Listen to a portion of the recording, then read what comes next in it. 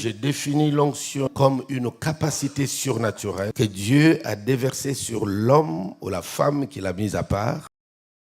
Le thème qui m'a été donné, que je vais développer pendant ces 4 jours, est très intéressant. La libération des familles par l'onction. Parce que ce qui libère les familles, c'est l'onction. Et nous devons bien saisir ce que c'est qu'une onction.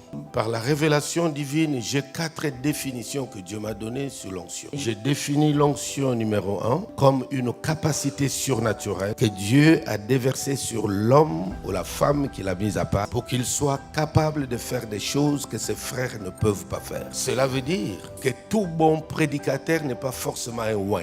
Tout bon prédicateur n'est pas forcément un ouin. La deuxième définition que je fais de l'onction. L'onction, c'est un ange aux côtés d'un homme pour le faire basculer dans le surnaturel. Moïse a trouvé que la tâche que Dieu lui avait donnée était tellement forte et grande et complexe. Et il a dit à Dieu, si toi-même tu ne me rassures pas, je vais demander à ce peuple que personne ne bouge, qu'on reste là. On ne peut pas s'aventurer comme ça, à continuer à marcher seul. Et Dieu lui dit, voici je place un ange à tes côtés. Cet ange-là, il va marcher devant le peuple. C'est-à-dire, le long du chemin, Moïse voyait cet être-là, que le peuple ne voyait pas. Cette vision de l'être céleste était à la fois source de motivation du ministère de Moïse et le secret de toutes ces déclarations qu'il faisait pour défier les puissances des ténèbres. Vous vous rendez compte, plus de 3 millions de personnes en marche à pied avec enfants et familles et bagages devant la mer Rouge.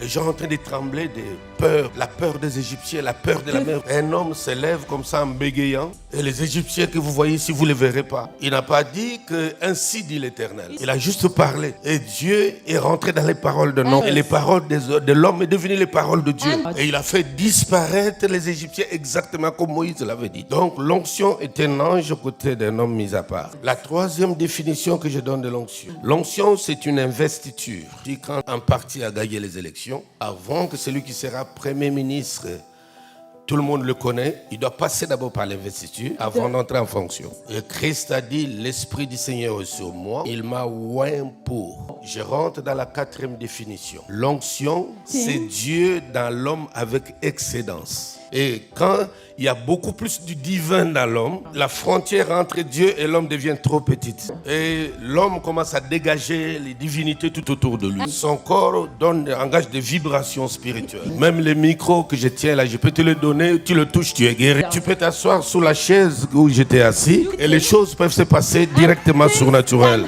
Parce que c'est l'excédence de la divinité dans l'homme qui affecte les objets animés et inanimés. Et quand on atteint cette dimension, on devient capable de contrôler les 4 éléments de la nature. On contrôle le feu, l'eau, la terre et le vent.